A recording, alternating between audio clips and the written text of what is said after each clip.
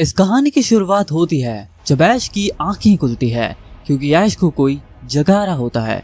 ऐश, ऐश उठो, हमें तुम्हारी जरूरत है ऐश, जल्दी उठो। जिसके बाद ऐश की आंखें खुलती है और ऐश रियलाइज करता है कि वो सब एक सपना था। उसका वर्ल्ड चैंपियन बनना, उसका एक सपना पोकेमॉन मास्टर बनना, वो सच में एक सपना था। इन रियलिटी वो होता है एक टाइम चेम्बर के अंदर, एक प्रिजन रेल्म, जहाँ पे अब ऐश और पिकाचू एक दूसरे के साथ बंधे होते हैं। जहाँ पे वो लड़का बोलता है, ऐश उठो, मैं तुम्हें यहाँ पे बचाने आया हूँ, जल्दी जल्दी हमें यहाँ से निकलना होगा। ऐश बोलता है, क्या, कहाँ निकलना होगा, मैं क्या कर रहा हूँ, आखिर यहाँ हो क्या रहा है। जिसके बाद ऐश को पता चलता है कि वो एक टाइम चेम्बर के अंदर है और जिसने ये सब किया है उसे कहा जाता है द डीमन लॉर्ड। और अब ये वर्ल्ड दो पार्ट में डिवाइड हो चुका है। दो कैटेगरीज के अंदर इस वर्ल्ड को डिवाइड किया गया है, जिसके अंदर एक तरफ रहते हैं मॉर्टल्स और एक तरफ रहते हैं इमॉर्टल्स। लेकिन ऐश को कुछ भी समझ नहीं आ रहा होता कि आखिर वो लड़का कहना क्या चाहता है। जिसके बाद वो ऐश को बताता है, ऐश तुम धीरे धीरे अपनी सारी मेमोरीज खो रहे हो, बिकॉज यहाँ पे जो मायाज़मा है इस टाइम चेम्बर के अंदर, इस वजह से तुम्हारी सारी मेमोरीज लूज कर रहे हो। और इस प्रिजन के अंदर, इस डिमेंशन के अंदर तुम्हें 100 साल बीत चुके हैं। ऐश कहता है, क्या तुम मजाक कर रहे हो राइट, मैं 100 साल से सोया हुआ हूँ। जिसके बाद वो लड़का बोलता है, हाँ ऐश, तुम्हें लगेगा कि एक पल था, एक सेकंड था जो तुम सोए थे, लेकिन इन रियलिटी आउटर वर्ल्ड के अंदर 1 सेंचुरी बीत चुकी है। तुम हमेशा से सोए हुए हो और तुम्हारे लिए टाइम बिल्कुल भी नहीं बीता है, लेकिन बाहर की दुनिया के अंदर 1 सेंचुरी 100 साल बीत चुके हैं। ऐश को कुछ भी समझ नहीं आ रहा होता और जिसके बाद वो लड़का रिवील करता है अपना नाम। वो बोलता है, ऐश मेरा नाम रॉय है और मैं तुम्हें यहाँ पे बचाने आया हूँ। तुम हो the boy who was promised and I am the boy of destiny. हम दोनों मिलकर इस दुनिया को बचाएंगे और इसमें मुझे तुम्हारी मदद चाहिए ऐश केचम, द वर्ल्ड चैंपियन। और अब तुम्हें मेरे साथ चलना होगा क्योंकि इस कहानी के अंदर तुम्हारा रोल मुझसे पूरी दुनिया में सबसे बड़ा है। तो ऐश, क्या तुम तैयार हो? ऐश बोलता है, क्या, पर आखिर हो क्या रहा है, मुझे कुछ भी समझ नहीं आ रहा। आखिर तुम हो कौन, आखिर मेरे साथ क्या हो रहा है और पिकाचू क्यों नहीं उठ रहा। जिसके बाद रॉय बोलता है, ऐश मैं तुम्हें सब कुछ बाद में समझाऊंगा, लेकिन अब तुम्हें मेरे साथ चलना होगा। तुम्हारे सारी पोकेमॉन को सील कर दिया गया है हाइपरबॉलिक टाइम चेम्बर के अंदर, जो कि बिल्कुल अपोजिट डायरेक्शन के अंदर है, जो कि पाल्डिया रीजन के अंदर है। ऐश कहता है, क्या, आखिर इसका मतलब क्या है। ऐश को वो समझाता है कि 1 मिलियन माइल्स की दूरी पर पाल्डिया रीजन आता है और पाल्डिया रीजन के अंदर ऐश के सभी पोकेमॉन को सील कर दिया गया है बाय द डीमन लॉर्ड। ऐश पूछता है, डीमन लॉर्ड, आखिर ये कौन है। जिसके बाद रॉय बोलता है, तुम अभी कुछ नहीं जानते ऐश, तुम्हें मैं सब बताऊंगा, हर एक क्वेश्चन का तुम्हें आंसर दूंगा, लेकिन अब तुम्हें मेरे साथ चलना होगा। जिसके बाद रॉय को अपनी पावर्स का इस्तेमाल करता है और डिस्ट्रॉय कर देता है द टाइम चेम्बर को। और जिसके बाद ऐश और रॉय वहां से एस्केप कर जाते हैं, बट उनको थोड़ी प्रॉब्लम्स आ जाती है। तभी डीमन लॉर्ड के सारे सोल्जर पोकेमॉन अटैक कर देते हैं रॉय और ऐश के ऊपर। लेकिन तभी रॉय यूज करता है अपने अल्टीमेट लेजेंडरी पोकेमॉन का, जिसका नाम होता है रेक्वाजा। और जिसके बाद उसकी ताकत से वो हर एक पोकेमॉन को डिफीट कर देता है। और जिसके बाद ऐश चढ़ता है रेक्वाजा के ऊपर और रॉय ऐश को लेकर पहुंच जाता है कैंटो द पैलेट टाउन के अंदर। पैलेट टाउन को देखकर ऐश बोलता है, ये तो मेरा घर है, तुम मुझे मेरे घर लेकर आए हो। तुमने तो कहा था कि तुम 1 मिलियन माइल्स अवे पाल्डिया रीजन है, तुम मुझे वहां लेकर जाओगे। रॉय बोलता, हाँ ऐश, मैं तुम्हें वहीं लेके जाने वाला था, लेकिन सबसे पहले तुम्हें मैं कुछ दिखाना चाहता हूँ और वो देखना तुम्हारे लिए बहुत ज्यादा जरूरी है। अब ऐश जहाँ कैंटो रीजन पहुंच जाता है, उसके साथ वो रास्ते में कुछ ऐसी चीजें नोटिस करता है जो कि उसने सपने में भी नहीं सोची होती। पैलेट टाउन के अलावा जितने भी रीजन्स होते हैं, जितनी भी सिटीज होती हैं, सब कुछ डिस्ट्रॉय हो चुकी थी, सब कुछ अनाइलेट हो चुकी थी। और ये सब किसने किया था? डीमन लॉर्ड ने।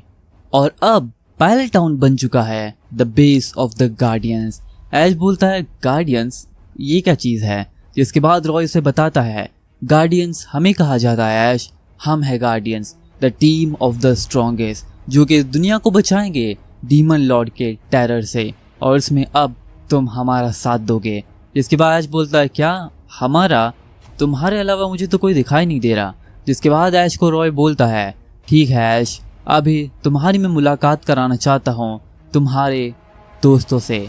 एंड जिसके बाद रॉय लेकर जाता है ऐश को the base tower of the guardians, जो कि पैलेट टाउन के अंदर ही बनाया गया था प्रोफेसर ओ की लैब के अंदर, और जहाँ पे ऐश पहुँचता है और देखता है अपने सारे पुराने दोस्तों को, आई मीन लिटरली उसके सभी के सभी दोस्तों से वो मिलता है।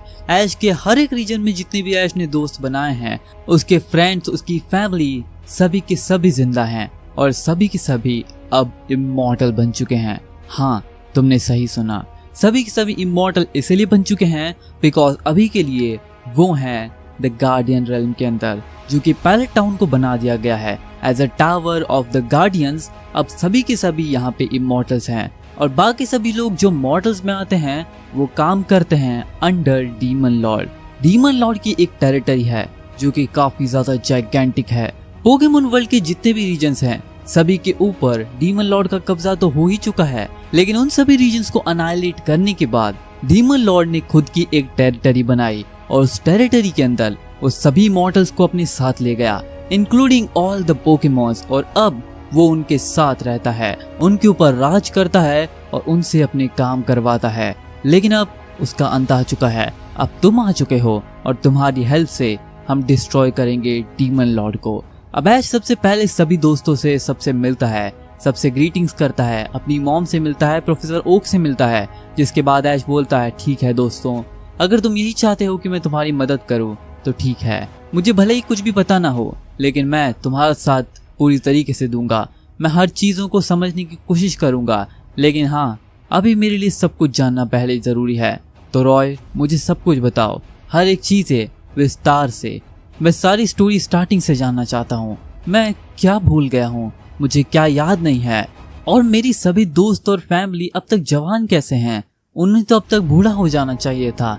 वेल उससे भी ज़्यादा कुछ हो सकता था बट उसकी आज बात नहीं कर रहा है, सेंचुरी बीत चुकी है। जिसके बाद हमें पता चलता है रॉय से कि ये चीज़ हुई है the power, the grace of Arceus. Arceus की जजमेंट की वजह से, जजमेंट की पावर की वजह से जो कोई इंसान ऐश से कनेक्टेड था, ऐश के साथ उसका एक अच्छा बॉन्ड था, ऐश और उसके अंदर थोड़ी सी भी दोस्ती थी, फ्रेंडशिप थी, तो वो सारे लोग यहाँ पर हैं। और वो लोग भी हैं जो कि सबसे ज्यादा ताकतवर थे इस पूरे पोकेमॉन वर्ल्ड के अंदर। उन सभी को यहाँ पे इकट्ठा किया गया है by the power of Arceus. अर्सियस ने हम सभी को एक दिन अचानक से यहाँ पे टेलीपोर्ट कर लिया था और जिसके बाद उसने एक्सप्लेन किया कि आखिर क्या चल रहा है। अर्सियस की पावर की वजह से हम सभी जवान हैं और अब तक इस वर्ल्ड में एग्जिस्ट कर रहे हैं। और जैसा कि तुम टाइम चेम्बर के अंदर थे, तुम्हारी लाइफ स्पेन भी सेम टू सेम है। भले ही तुमने 100 साल बिताए हों, लेकिन तुम्हारी एज, तुम्हारे लिए वो टाइम एक पल की तरह था, एक सेकंड की तरह था, इसलिए तुम्हें कुछ पता नहीं चला। लेकिन हमने वो 100 साल जिए हैं एज एन इमॉर्टल, और हमने प्रैक्टिस किए कुछ ऐसी पावर्स जिनकी मदद से हम डीमन लॉर्ड को हराने में कामयाब होंगे। और जिसके बाद रॉय ऐश को सारी कहानी बताना शुरू करता है। लेकिन आखिर में हमें दिखाया जाता है डीमन लॉर्ड को, जो कि बोलता है अच्छा तो ऐश कैचम भाग गया। मैंने कभी सोचा नहीं था कि वो इतना ताकतवर होने के बावजूद भी भाग जाएगा। मैंने उसके साथ इतना सब किया लेकिन उसे कुछ भी याद नहीं है।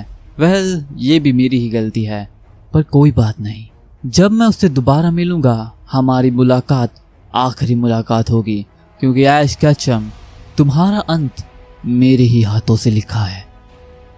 रॉय ऐश को बताता है कि ऐश जब वर्ल्ड चैंपियन बन गया था लियोन को हराने के बाद, उसके बाद सब ठीक चल रहा था। ऐश अपने घर आ गया था, उसके बाद वो अपनी लाइफ को एंजॉय कर रहा था, सब कुछ नॉर्मल था। लेकिन एक दिन अचानक से पूरी दुनिया, पूरी अर्थ ब्लैक हो जाती है, पिच ब्लैक डार्क, जिस वजह से सभी लोग घबरा जाते हैं। एंड जिसके बाद हम देखते हैं द डीमन लॉर्ड को, जो कि पोर्टल ओपन होता है और उसमें से डीमन लॉर्ड बाहर आता है।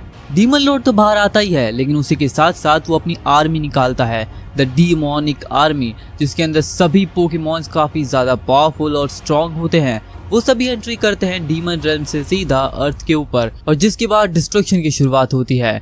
बट तभी ऐश वहां पे पहुंचता है और सारे स्ट्रॉन्गेस्ट ट्रेनर्स जो कि इस पूरी दुनिया में एग्जिस्ट कर रहे थे, टोबायस, लियोन, अलान और भी कई ताकतवर ट्रेनर्स सभी के सभी वहां पे पहुंच जाते हैं, जो कि कालोस रीजन था। कालोस रीजन में डीमन लॉर्ड ने अपना पोर्टल ओपन किया था क्योंकि इस समय कालोस रीजन के अंदर ही इविल एनर्जी का बहुत ही ज्यादा संचालन है, जो कि है द पावर ऑफ इविल ज़ाइगार्ड, जो कि अब तक कालोस रीजन में बनी हुई है। ग्रेनिंजा उसको हराने की कोशिश तो हमेशा करता है, लेकिन अभी तक उसकी पावर गई नहीं है एंड इसलिए डीमन लॉर्ड को वो जगह बिल्कुल सूटेबल लगी अपनी पावर को एस्टैब्लिश करने के लिए एंड इसलिए डीमन लॉर्ड पहुंच जाता है कालोस रीजन के अंदर। अब डीमन लॉर्ड के बारे में जानने के बाद सभी ट्रेनर्स और ऐश पहुंच जाते हैं कालोस रीजन में और फिर ऐश अपने ग्रेनिंजा से मिलता है और चारजार्ड के ऊपर ऐश बैठ के आया होता है, इसलिए अब ऐश के पास ग्रेनिंजा, चारजार्ड और पिकाचू होते हैं, उसकी तीनों ताकतवर पोकेमॉन, जिनके इस्तेमाल से अब वो फाइट करने वाला है अगेंस्ट डीमन लॉर्ड। पर तभी हम देखते हैं कि वो लोग कुछ भी नहीं कर पा रहे होते डीमन लॉर्ड को। ऐश यहाँ पे पूरी ताकत से फाइट तो कर रहा होता है, लेकिन ऐश यहाँ पे देखता है कि जितने भी पावरफुल स्ट्रॉन्ग ट्रेनर्स हैं, यानी कि लियोन, टोबायस, ये लोग अपने अपने पोकेमॉन से फाइट तो कर रहे हैं, लेकिन उनका कोई भी असर नहीं हो रहा। डीमन लॉर्ड का one of the strongest Pokemon Cerberus, जो कि अकेले ही सभी पोकेमॉन्स को हरा दे रहा है और ये देखकर ऐश हैरान हो जाता है कि एक सिंगल पोकेमॉन कैसे सभी ट्रेनर्स के स्ट्रॉन्ग पोकेमॉन्स को हराया जा रहा है, जबकि यहाँ पे one of the strongest Tobias है जिसके पास खुद लेजेंडरी पोकेमॉन्स हैं, वो भी डीमन लॉर्ड के पोकेमॉन सर्बरस के सामने टिक नहीं पा रहा। उसकी ताकत के सामने वो भी घुटने टेक दे रहा है। लेकिन अब इतना सब देखने के बाद ऐश फैसला कर लेता है कि वो डीमन लॉर्ड को हराएगा एंड इसलिए ऐश के पोकेमॉन सारे एक साथ अटैक करता है सर्बरस के ऊपर, लेकिन डीमन लॉर्ड उन्हें तुरंत ऑर्डर देता है अटैक करने के लिए और हम देखते हैं कि सर्बरस अपने एक ही अटैक से ऐश के सभी पोकेमॉन्स को हवा में उड़ा देता है और दोनों ही पोकेमॉन पिकाचू और चारजार्ड डिफीट हो जाते हैं। लेकिन अभी तक ग्रेनिंजा सर्वाइव कर लेता है एंड जिसके बाद बोलता है ठीक है ग्रेनिंजा, इस फाइट को हमें ही एंड करना होगा, अगर हमने आज दुनिया को नहीं बचाया तो कोई नहीं बचा पाएगा। और हम देखते हैं जिसके बाद ऐश का ग्रेनिंजा चला जाता है बॉन्ड एवोल्यूशन के अंदर। बॉन्ड एवोल्यूशन में जाने के बाद सर्बरस से फाइट शुरू होती है। सर्बरस और ग्रेनिंजा की टक्कर काफी ज्यादा नेक्स्ट लेवल पे हो रही थी। एक तरफ सर्बरस जो कि अपने अलग अलग अनोखे अनोखे अटैक्स कर रहा था जो कि ऐश ने कभी देखे भी नहीं होते और उनकी ताकत इतना इंटेंस होती है कि उनमें से एक भी अटैक अगर ऐश के ग्रेनिंजा को लग गया तो ग्रेनिंजा वहीं पे हार जाएगा एंड इसलिए ग्रेनिंजा अपने डबल टीम का इस्तेमाल करके सभी अटैक को डॉज कर रहा होता है। लेकिन जिसके बाद ऐश फैसला करता है कि अब इस बैटल को खत्म करते हैं। फिर ऐश बोलता है ग्रेनिंजा चलो इस्तेमाल करते हैं अपने जॉइंट वाटर शूरिकेन का और हम देखते हैं ऐश का ग्रेनिंजा अपने बॉन्ड एवोल्यूशन के फॉर्म के अंदर अपना स्ट्रॉन्गेस्ट अटैक इस्तेमाल करता है, जो कि होता है joint water shuriken. Joint water shuriken के इस्तेमाल से वो अटैक करता है और हम देखते हैं एक तरफ सर्बर इस्तेमाल करता है अपने मोस्ट पावरफुल अटैक का। दोनों के अटैक टकराते हैं और एक काफी बड़ा धमाका होता है और दोनों ही पोकेमॉन काफी दूर जाकर गिरते हैं। लेकिन जिसके बाद हमें ये पता चल जाता है कि ग्रेनिंजा भले ही हार गया हो, लेकिन उसने Cerberus the strongest Pokemon of demon lord को भी हरा दिया है। इसका मतलब ये है कि अब डीमन लॉर्ड को हराना और ज्यादा आसान हो जाएगा। लेकिन इनको ये नहीं पता था कि डीमन लॉर्ड है वो कोई ऐसा वैसा ट्रेनर नहीं जो इतनी जल्दी हार जाएगा एंड इसलिए हम देखते हैं डीमन लॉर्ड अपनी पावर निकालता है, एक ऐसी ऑरा फॉर्म करता है जिस ऑरा से सभी के सभी बेहोश हो जाते हैं। उसकी ताकत इतनी ज्यादा इंटेंस होती है कि उसे पोकेमॉन्स की जरूरत ही नहीं पड़ती, वो अपनी ही ताकत से सभी को बेहोश कर देता है, सभी पोकेमॉन्स को और सभी ट्रेनर्स को, और सब हार जाते हैं। अब हम देखते हैं कि डीमन लॉर्ड फैसला करता है कि वो सभी लोगों को प्रिजन रेल्म के अंदर टाइम चेम्बर के अंदर डाल देगा एंड इसीलिए वो सभी को पकड़कर अपने साथ ले जाने लगता है। अपने सभी डिमोनिक आर्मी को वो आदेश देता है कि सभी को उठाकर अपने साथ ले जाने के लिए और वो खुद ऐश को और उसके पोकेमॉन्स को अपने साथ ले जाता है। लेकिन तभी अचानक से वहाँ पे एंट्री होती है एक मास्क मैन की, जो कि वहाँ पे आया होता है सबको बचाने के लिए। मास्क मैन आता है Giratina the legendary Pokemon the creation trio के एक मेंबर के साथ और वो उसके ऊपर बैठ कर आया होता है और फिर वो निकालता है एक ऐसा पोकेमॉन जिसको देखकर हर कोई शॉक हो जाता है। वो निकालता है एक ग्रेनिंजा, जो कि एक ऐसे एवोल्यूशन के अंदर था जो कि बॉन्ड एवोल्यूशन से भी ज्यादा आइकॉनिक लग रहा होता है। और हम देखते हैं कि जैसे ही मास्क मैन अपने ग्रेनिंजा को अटैक करने बोलता है, वो एक ऐसा शूरिकेन प्रिपेयर करता है जिस शूरिकेन के इस्तेमाल से डिमोनिक आर्मी एक ही झटके में डिस्ट्रॉय हो जाती है और सभी लोग बच जाते हैं। लेकिन मास्कमैन के इतने ज्यादा पावर के बावजूद भी वो डीमन लॉर्ड को रोक नहीं पाता और डीमन लॉर्ड वहां से चला जाता है। रॉय ने ऐश को सब कुछ बता दिया कि आखिर ऐसा कैसे हुआ और जिसके बाद डीमन लॉर्ड जब ऐश को अपने साथ ले गया, जिसके बाद उसने ऐश को टाइम चेम्बर के अंदर या फिर कह लो द प्रिजन रेल्म के अंदर कैद कर दिया और 100 साल तक ऐश प्रिजन रेल्म के अंदर ही कैद था जब तक हम लोग इस वर्ल्ड के अंदर थे। एंड अब ऐश का टाइम आ चुका है प्रिपेयर करने का फाइट के लिए। उसे ट्रेन करना होगा, उसे ताकतवर बनना होगा क्योंकि 100 साल में काफी सारी चीजें बदल चुकी है और ऐश उनके लिए बिल्कुल भी रेडी नहीं है। जिसके बाद हम देखते हैं कि रॉय से ऐश बोलता है आखिर वो मास्कमैन कौन था। जिसके बाद रॉय ऐश को बताता है कि वो मास्कमैन के बारे में वो भी कुछ नहीं जानता, सभी लोगों ने उनको देखा था लेकिन अभी तक कुछ पता नहीं चला है। अगर वो इम्पोर्टेंट है तो हमें उसे ढूंढना पड़ेगा, क्योंकि अगर उसके पास इतनी ताकत है कि वो डिमोनिक आर्मी को एक ही अटैक में डिस्ट्रॉय कर सकता है तो उसकी हेल्प से हम डीमन लॉर्ड को बड़ी आसानी से हरा देंगे। और सभी लोग इस बात पे अग्री भी करते हैं। जिसके बाद ऐश बोलता है ठीक है रॉय, मैं ट्रेनिंग करने के लिए तैयार हूँ। तो रॉय बोलता है नहीं ऐश, तुम्हें ट्रेनिंग नहीं, तुम्हें बहुत ज्यादा ट्रेनिंग की जरूरत है, तुम काफी ज्यादा कमजोर हो चुके हो। ऐश बोलता है क्या, ये तुम क्या कह रहे हो, मैं वर्ल्ड चैंपियन हूँ, मैं कैसे कमजोर हो सकता हूँ। इसके बाद हम देखते हैं रॉय बोलता है अच्छा तुम्हें लगता है कि तुम अब तक ताकतवर हो, ऐसा है तो चलो हम एक फ्रेंडली बैटल करते हैं, और अगर तुमने मुझे इसमें हरा दिया तो मैं मान जाऊंगा कि तुम ताकतवर हो, और अगर मैं जीता तो तुम्हारी ट्रेनिंग बहुत ज्यादा ब्रूटल होगी। जिसके बाद ऐश बोलता है ठीक है फिर मैं रेडी हूँ।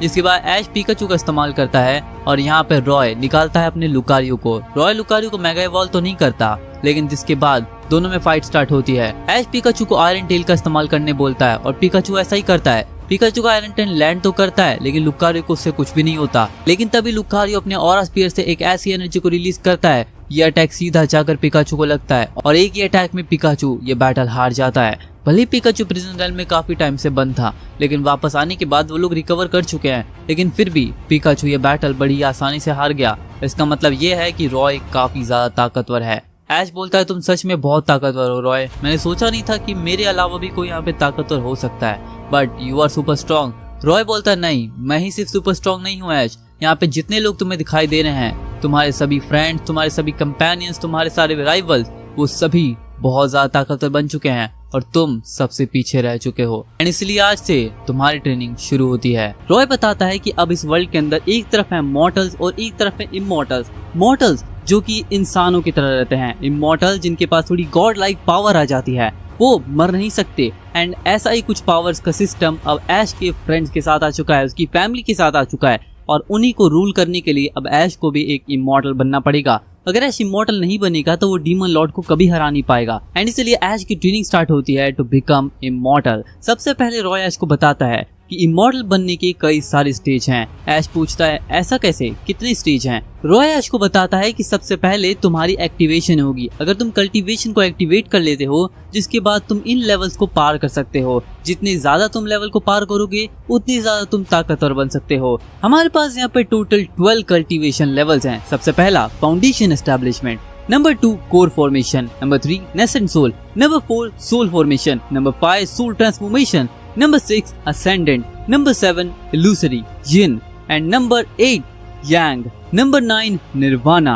Number 10 heavenly, number 11 spirit, and finally number 12 god। इन सभी लेवल्स को पार करते करते एक ह्यूमन इमॉर्टल बनता है, और इमॉर्टल से भी ज्यादा वो एक गॉड बन सकता है। लेकिन ऐश पूछता है अगर इतने सारे लेवल्स हैं तो तुम सभी किस लेवल्स पे हो? जिसके बाद ऐश को यहाँ पे रॉय एक्सप्लेन करता है सबसे पहले सरीना, मिस्टी, मे, आयरस, इन सभी की जो लेवल्स हैं वो है कोर फॉर्मेशन के अर्ली स्टेज के ऊपर। जिसके बाद हमारे पास एक गो जो कि फाउंडेशन लेवल के ऊपर है, वो भी लेट स्टेज के अंदर। अब ये लेट स्टेज क्या है और ये अर्ली स्टेज क्या है? जिसके बाद ऐश जैसे ये सवाल पूछता है, रॉय उसको बताता है कि ये सभी लेवल्स के अंदर भी लेवल्स हैं, यानी कि हर एक लेवल को पार करने के लिए तुम्हें 3 स्टेजेस को पार करना होगा, अर्ली स्टेज, मिड स्टेज और लेट स्टेज। जैसे तुम लेट स्टेज को पार करते हो तुम सेकंड लेवल पे पहुंच जाओगे। जैसे कि तुम फाउंडेशन एस्टैब्लिशमेंट लेवल पे आते हो सबसे पहले, अगर तुमने उसे पार कर लिया इसके तीनों स्टेजेस को, जैसे कि अर्ली, मिड और लेट, जिसके बाद तुम पहुंच जाओगे कोर फॉर्मेशन के अंदर,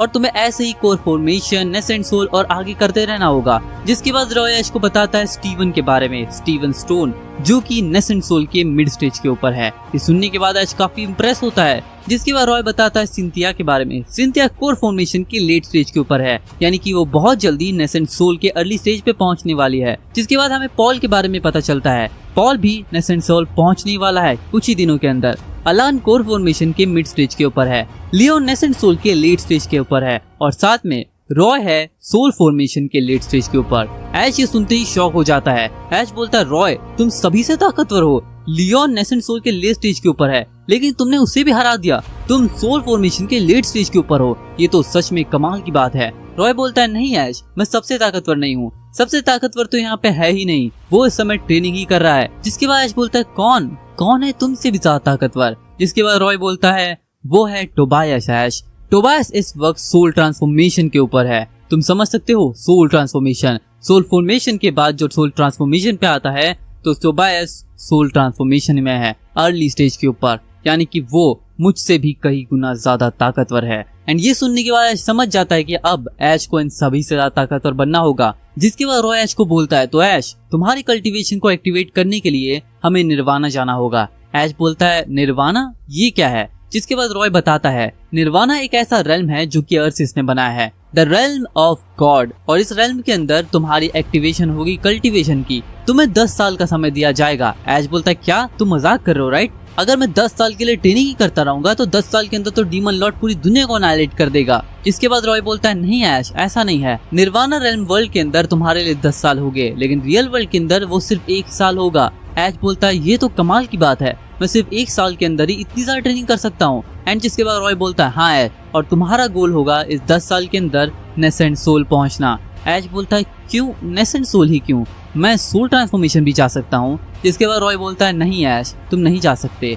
मुझे सोल फॉर्मेशन के लेट स्टेज में पहुंचने में और टोबायस को सोल ट्रांसफॉर्मेशन पहुंचने में सिर्फ 100 साल का टाइम लगा है। जब तक तुम प्रिजन के अंदर थे तब से हमने ट्रेनिंग स्टार्ट की थी और अब हम सोल ट्रांसफॉर्मेशन और सोल फॉर्मेशन के लेवल पे पहुंच पाए हैं। लेकिन तुम्हारे पास सिर्फ 10 साल का टाइम है। 10 साल में तुम उतना पार नहीं कर सकते जितना हमने किया, लेकिन फिर भी मैं तुम्हें गुड लक कहूंगा। तुम जितना कोशिश कर सकते हो करो ऐश, क्योंकि तुम ही हमारी लास्ट होप हो। तुम जितने ताकतवर बनोगे उतनी जल्दी हम डीमन लॉर्ड को हरा पाएंगे। जिसके बाद ऐश बोलता है, ठीक है, मैं तैयार हूँ। और जिसके बाद रॉय ऐश को भेज देता है निर्वाणा रेल्म के अंदर। निर्वाणा रेल्म के लिए वो एक पोर्टल ओपन करता है और पोर्टल से ऐश उसके अंदर चला जाता है। पहले तो ऐश काफी शौक होता है कि आखिर हो क्या रहा है, ये थिन एयर के अंदर अचानक से पोर्टल्स कहाँ से आ जा रहे हैं। जिसके बाद ऐश उसके अंदर जाता है और जिसके बाद ऐश मिलता है वहाँ पे अर्सियस, द गॉड ऑफ पोकेमॉन से। अर्सियस ऐश को देखकर बोलता है, तो तुम फाइनली आ ही गए। तुम्हारे लिए तुम्हारा कल्टीवेशन और हमारे लिए तुम्हारा कल्टीवेशन बहुत जरूरी है। सबसे पहले ऐश हम तुम्हारी कल्टीवेशन पावर को एक्टिवेट करेंगे। एंड जिसके बाद अर्सियस को हम देखते हैं जो कि अपना ज्वेल ऑफ लाइफ आगे बढ़ाता है। ऐश ज्वेल ऑफ लाइफ को टच करता है और जिसके बाद ऐश का कल्टीवेशन पावर एक्टिवेट हो जाता है, यानी कि अब ऐश कल्टीवेट कर सकता है और कल्टीवेट करते हुए उसकी पावर बढ़ेंगी। अगर ऐश नेसेंट सोल पहुंचेगा तो ऐश के पोकेमॉन भी नेसेंट सोल पहुंचेंगे और उनकी ताकत बहुत ज्यादा होगी। एंड इसलिए हम जान सकते हैं कि कैसे रॉय ने स्ट्रॉन्ग डीमन लॉर्ड के चेलों को एक ही अटैक में उड़ा दिया था, बिकॉज वो इतने ज्यादा हाई लेवल के ऊपर है। जिसके बाद ऐश बोलता है, ठीक है, मैं तैयार हूँ ट्रेनिंग करने के लिए, मुझे क्या करना होगा। अर्सियस बोलता है, ये वर्ल्ड है निर्वाणा। इस वर्ल्ड के अंदर तुम्हें खाली जगह बहुत मिलेगी। इस वर्ल्ड के अंदर भी वर्ल्ड्स एग्जिस्ट करते हैं, कुछ टाउन्स होंगे, सिटीज होंगे, कंट्रीज होंगे। तुम्हें हर एक कॉन्टिनेंट, तुम्हें इस पूरी दुनिया में एडवेंचर करना है और तुम एक एक करके सब कुछ समझते जाओगे। तुम्हें सब कुछ बताने की आवश्यकता नहीं है। एंड जिसके बाद बोलता है, ठीक है, फिर मैं तैयार हूँ ट्रेनिंग के लिए। एंड जिसके बाद ऐश की ट्रेनिंग स्टार्ट होती है, यानी कि इसका एडवेंचर स्टार्ट होता है निर्वाणा के अंदर। अब ऐश के साथ यहाँ पे कोई भी नहीं आया होता, क्योंकि हर एक इंसान को सबसे पहले अपनी कल्टीवेशन एक्टिवेट करने के लिए एक एक करके अंदर जाना पड़ता है। लेकिन जब ऐश प्रिजन के अंदर गया था उस टाइम अर्सियस खुद आकर उन सभी लोगों का कल्टीवेशन एक ही बार में एक्टिवेट कर दिया था। लेकिन अब अर्सियस की पावर भी वीक पड़ चुकी है एंड इसलिए अर्सियस सिर्फ एक ही इंसान का एक टाइम पे कल्टीवेशन एक्टिवेट कर सकता है। एंड इसलिए ऐश को अकेले भेजा गया है और उसके साथ अगर कोई भी आता तो अर्सियस की पावर के अंदर इम्बैलेंस हो सकता था। लेकिन अब ऐश की कल्टीवेशन एक्टिवेट हो चुकी है और ऐश निकल चुका है एडवेंचर के ऊपर। लेकिन जाने से पहले ऐश अर्सियस से पूछता है, अर्सियस, मुझे ये बात तो समझ में आ गई कि हम सभी में सबसे ज्यादा ताकतवर यहाँ पे टोबायस और रॉय है, लेकिन मुझे ये जानना है डीमन लॉर्ड का कल्टीवेशन लेवल क्या है। जिसके बाद अर्सियस बोलता है, ठीक है, फिर मैं तुम्हें बताता हूँ ऐश। डीमन लॉर्ड जो कि इस अर्थ के ऊपर आके कब्जा जमाना चाहता है, उसका लेवल है असेंडेंट। अब रॉय ने होप किया है कि ऐश जब इमॉर्टल रेल्म में जाएगा वहां से ट्रेनिंग लेकर आने के बाद वो एटलीस्ट नेसेंट लेवल तक पहुंच पाएगा। लेकिन ऐश का ड्रीम है उससे भी ज्यादा ऊपर पहुंचने का एंड इसलिए ऐश की ट्रेनिंग स्टार्ट होती है अर्सियस के अंडर। एंड अर्सियस ऐश को भेज देता है इमॉर्टल जर्नीज पे, यानी कि अब इमॉर्टल रेल्म के अंदर ऐश का एक नया एडवेंचर शुरू होता है। जिस एडवेंचर में ऐश जाएगा हर एक अलग अलग जगहों पर और वहाँ पे ट्रेनिंग कर स्ट्रॉन्ग बनेगा। अब इमॉर्टल रेल्म बहुत ही ज्यादा बड़ा है, इसके अंदर तुम वर्ल्ड को इतना ज्यादा कॉन्कर कर सकते हो, इसमें एडवेंचर कर सकते हो कि इसकी कोई लिमिट नहीं है। इसके अंदर 4 डायरेक्शंस है जैसे कि अपने वर्ल्ड में होते हैं, east, west, north, south. And इसलिए ऐश सबसे पहले जाता है ईस्ट डायरेक्शन में, क्योंकि ऐश को अर्सियस से पता चलता है कि ईस्ट डायरेक्शन के अंदर चलते चलते उसे एक स्कूल मिलेगा। तुमने सही सुना, एक स्कूल जो कि कल्टीवेशन के लिए है। पोकेमोन की कल्टीवेशन, ह्यूमन की कल्टीवेशन के लिए एक स्कूल बनाया गया है जिसे सेक्ट कहा जाता है। अब इस कल्टीवेशन सेक्ट के अंदर, जो कि ईस्ट के अंदर है, अब ऐश यहाँ पे ट्रेनिंग लेगा एंड उससे पहले ऐश को एक एग्जाम पास करना होगा। अगर ऐश एग्जाम पास कर देता है तो उसे उस सेक्ट के अंदर ले लिया जाएगा एंड ऐश वहाँ पे ट्रेनिंग लेगा और जिसके बाद वहाँ का वो मास्टर भी बन सकता है, लेकिन उसके लिए उसे काफी ताकतवर बनना होगा। अब ऐश सबसे पहले जाता है ईस्ट रेल्म के अंदर और फटाक से पहुंच जाता है उस इमॉर्टल मार्शल सेक्ट के अंदर। अब ऐश जब वहां पहुंचता है तो ऐश को पता चलता है कि ऐश के अलावा भी इमॉर्टल रेल्म से ही काफी सारे ट्रेनर्स वहां पे आए हैं ट्रेनिंग लेने के लिए। एंड जब ऐश को पता चलता है कि यहाँ पे एक एग्जाम पास करना होगा जो कि बिल्कुल भी आसान नहीं होने वाला है, तो ऐश थोड़ा सा घबरा जाता है। अब जितने भी ट्रेनर्स वहाँ पे आए थे, सभी लोगों के एनरोलमेंट के लिए सबको पहले चेकअप कराना पड़ेगा अपने कल्टीवेशन लेवल का। अगर कोई भी फाउंडेशन लेवल पे नहीं होगा तो उन्हें अंदर लिया नहीं जाएगा, यानी कि किसी की भी कल्टीवेशन एक्टिव नहीं होगी तो उन्हें अंदर नहीं लिया जाएगा। अब ऐश को ये बात कैसे पता चलती है? ऐश बोलता है ओके, मेरी कल्टीवेशन लेवल तो एक्टिवेट है और मैं फाउंडेशन लेवल पे भी हूँ, अर्ली स्टेज के अंदर ऑब्वियसली, तो शायद से मैं अंदर चला जाऊंगा। एंड ऐसा ही होता है, सभी एक एक करके अंदर जाने लगते हैं, लेकिन ऐश को बाहर रोक दिया जाता है। अब यह देखकर काफी ज्यादा शॉक हो जाता है कि आखिर कैसे, उसका तो कल्टीवेशन एक्टिव है तो उसे अंदर जाने क्यों नहीं दिया जा रहा। जिसके बाद हमें रिवील होता है कि कल्टीवेशन जो रिसेंटली एक्टिवेट कर आए हैं वो सभी अंदर नहीं जाते, क्योंकि यहाँ पे धीरे धीरे पॉइंट्स अपग्रेड होते हैं। तुम्हारी जैसी कल्टीवेशन एक्टिव होती है उसके बाद धीरे धीरे तुम्हें 5 to 10 to 100 पॉइंट्स कल्टीवेट करने पड़ते हैं और उसी के बाद तुम जाकर फाउंडेशन के अर्ली स्टेज पे पहुंचते हो। यानी कि ऐश इस समय फाउंडेशन एस्टेब्लिशमेंट लेवल पर तो है, पर वो अर्ली स्टेज पर भी नहीं है, उसे कल्टीवेट करना होगा और ऐश ने तो अभी तक एक बार भी कल्टीवेट नहीं किया, इसलिए ऐश का कोई लेवल ही नहीं है और ऐश को बाहर रोक दिया जाता है। फिर जिसके बाद हम देखते हैं कि एक एक करके जितने लोग अंदर गए थे वो तो अंदर चले जाते हैं एज अ ट्रेनर, लेकिन अब जितने लोग बाहर थे अब उनको एग्जाम पास करना पड़ता है। अब जितने भी लोग एग्जाम पास करेंगे उनको एज अ अंडर लिया जाएगा, दूसरे ट्रेनर्स उनको ट्रेन करेंगे, लेकिन उनके लिए उन्हें काम करना पड़ेगा, उनकी हेल्प करनी पड़ेगी मेडिसिन बनाने के लिए, पोकेमॉन्स को संभालने में, उनकी पोकेमॉन्स की ब्रीडिंग्स कराने में, ट्रेनिंग देने में, उनको खाना देने में, ये सब काम करना पड़ेगा। ऐश ये सोच रहा होता है कि आखिर मैं ये सब काम क्यों करूं, मैं वर्ल्ड चैंपियन हूं, मुझे तो थोड़े अच्छे काम देने चाहिए। बट वेल, लगता है मैं ट्रेनिंग करने के बाद जब ताकतवर बन जाऊंगा तभी मैं आगे बढ़कर ट्रेनर का काम कर पाऊंगा, लेकिन लगता है अभी के लिए मुझे यही करना पड़ेगा। अब ऐश का गोल सिर्फ यही होता है कि वो कैसे भी इस स्कूल के अंदर चला जाए, क्योंकि अगर वो बाहर रहता है तो उसका कोई भी फायदा नहीं होने वाला, क्योंकि तभी जाकर उसका जो कल्टीवेशन लेवल है वो बढ़ेगा और उसे जानकारी मिलेगी इस इमॉर्टल रेल्म के बारे में। तो ऐश ऐसा ही करता है, ऐश एग्जाम देने के लिए तैयार होता है और एग्जाम बिल्कुल भी आसान नहीं होने वाला था। ऐश के सामने होता है एक बहुत ही बड़ा पहाड़, लेकिन वो पहाड़ नॉर्मल नहीं होता, आसमान में पहाड़ उड़ रहे होते हैं, अलग अलग जगह पे डेस्टिनेशंस होते हैं, हर किसी को उन पे जंप करते हुए एक बहुत ही जायंट ट्री को क्रॉस करना है और जायंट ट्री को क्रॉस करते टाइम उन्हें काफी सारी दिक्कतें आने वाली हैं। अगर उनको वो झेल लेते हैं तो उनके सामने एक गेट आ जाएगा और वो गेट के अंदर जाकर सीधा पहुंच सकते हैं स्कूल के अंदर।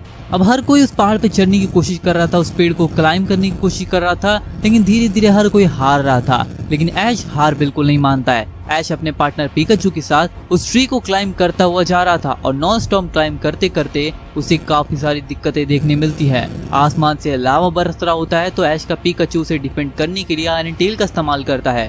फिर ऐश के सामने आते कुछ पावरफुल पोकेमॉन्स जो कि जंगली होते हैं एंड वो सभी भी ऐश के ऊपर अटैक कर देते हैं, लेकिन ऐश का पिकाचू अपने अटैक से उन सभी को रोक देता है।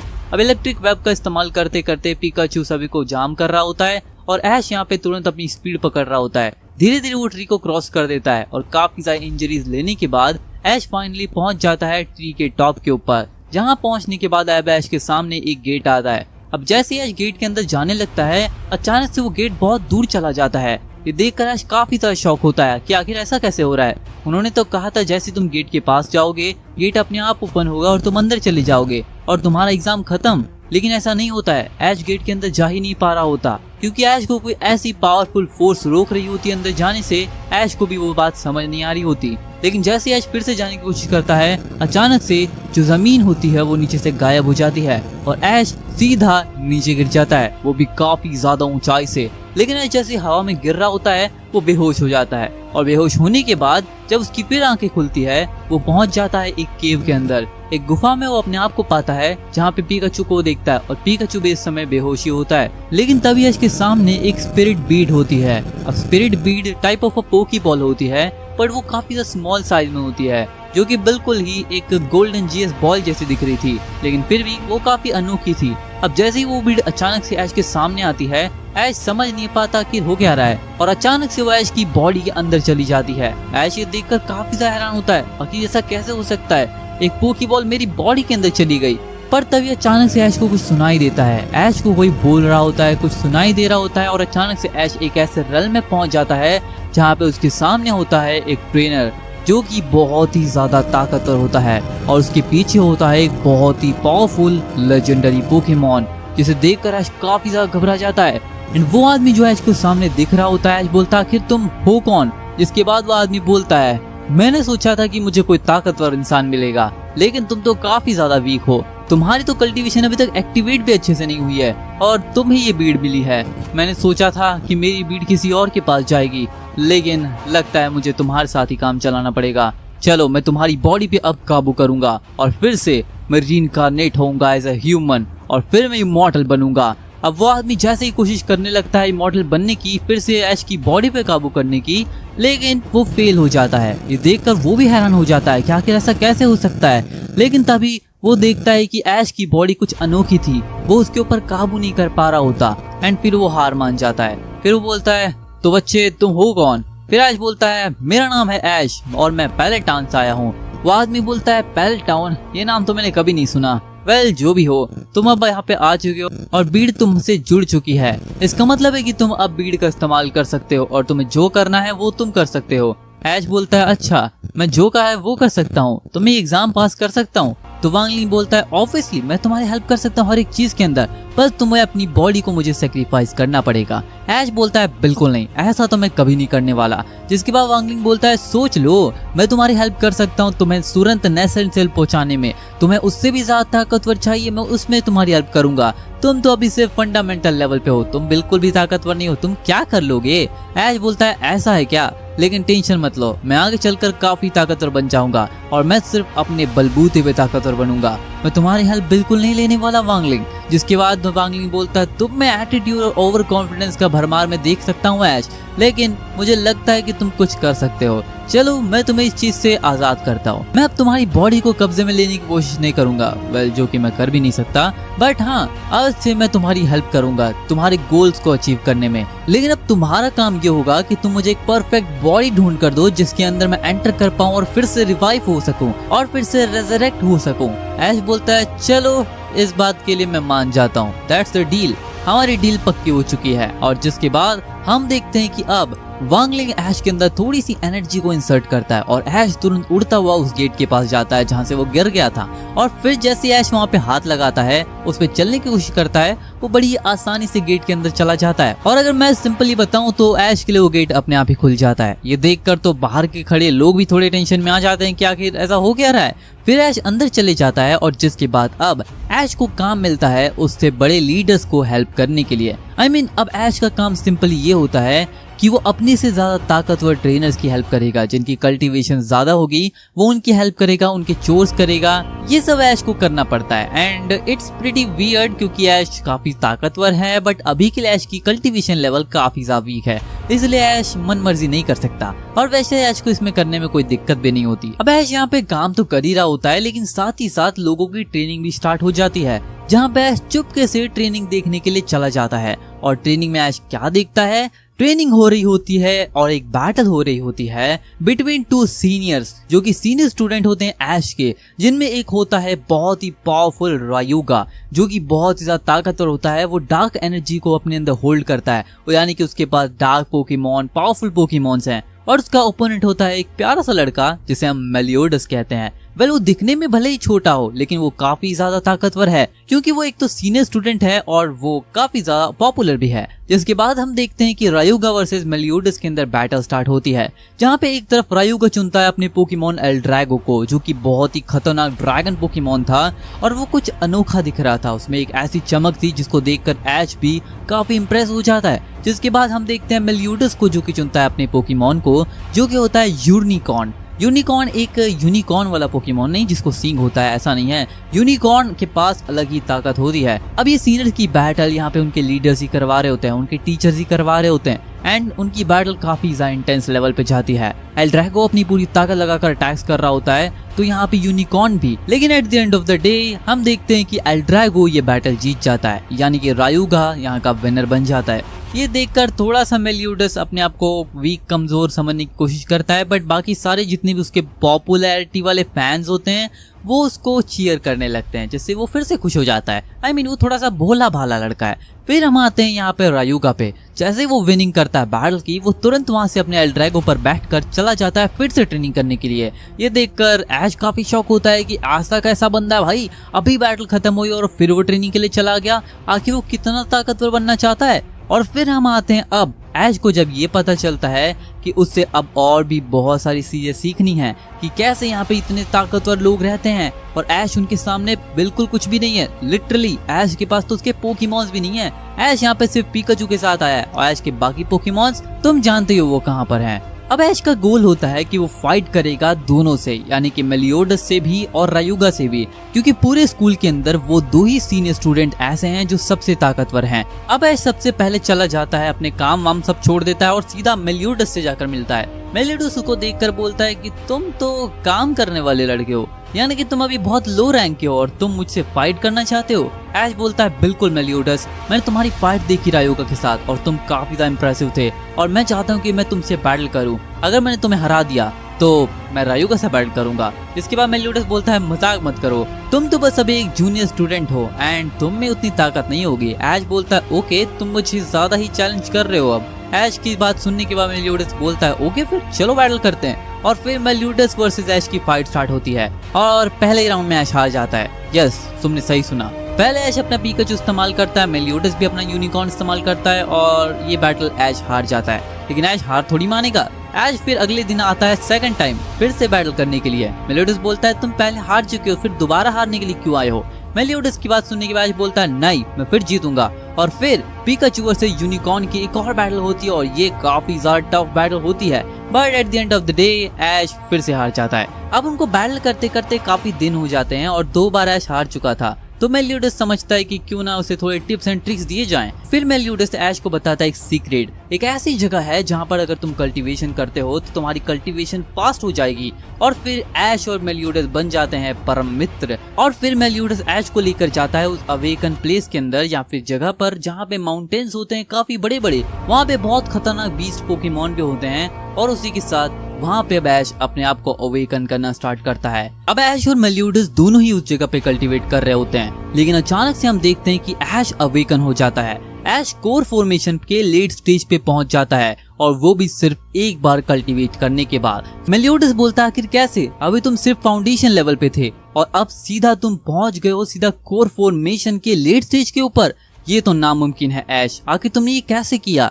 ऐश बोलता है कुछ नहीं, मैंने तो कल्टीवेट किया जैसा कि तुमने कहा था। इसके बाद मेलियोडस बोलता है चलो कोई बात नहीं, अब तुम ताकतवर बन चुके हो तो चलो हम फिर से बैटल करते हैं। फिर मेलियोडस वर्सेस ऐश के अंदर रीमैच होता है और अब उन्हें देखने के लिए सभी लोग आए होते हैं इंक्लूडिंग रायुगा, क्योंकि अब हम बैटल देखने वाले हैं दोनों ओपोनेंट के अंदर, जहाँ पे एक तरफ होता है मेलियोडस जो कि अपने यूनिकॉर्न का इस्तेमाल करता है, तो एक तरफ होता है पिकाचू जो कि ऐश पिकाचू का इस्तेमाल करता है। दोनों के अंदर बैटल स्टार्ट होती है। ऐश का पिकाचू इस्तेमाल करता है आयरन टेल का, तभी यूनिकॉर्न अपने हॉर्न का इस्तेमाल करता है और हॉर्न ड्रिल से अटैक करता है, लेकिन पिकाचू उसको हैंडल कर लेता है अपने आयरन टेल की मदद से। फिर पिकाचू इलेक्ट्रो वेब का इस्तेमाल करता है, यूनिकॉर्न को उसके अंदर फ्रीज कर देता है। अब यूनिकॉर्न उससे बाहर नहीं आ पा रहा होता, लेकिन तभी मेलियोडस अपनी पावर अप करता है और बोलता है यूनिकॉर्न पावर दिखाओ, और यूनिकॉर्न अपने हॉर्न ड्रिल का फिर से इस्तेमाल करता है और ऑब्वियसली पिकाचू के इलेक्ट्रो वेब को तोड़ देता है। फिर वो बाहर आते ही एक बहुत ही पावरफुल डार्क पल्स का इस्तेमाल करता है। जैसे डार्क पल्स पिकाचू को लगता है, पिकाचू काफी घायल हो जाता है, लेकिन पिकाचू फिर खड़ा होता है। ऐश बोलता है पिकाचू थंडरबोल्ट, फिर पिकाचू थंडरबोल्ट का इस्तेमाल करता है। तो यहाँ पे मेलियोडस बोलता है यूनिकॉर्न तुम यूज करो अपने अटैक का आइस बीम।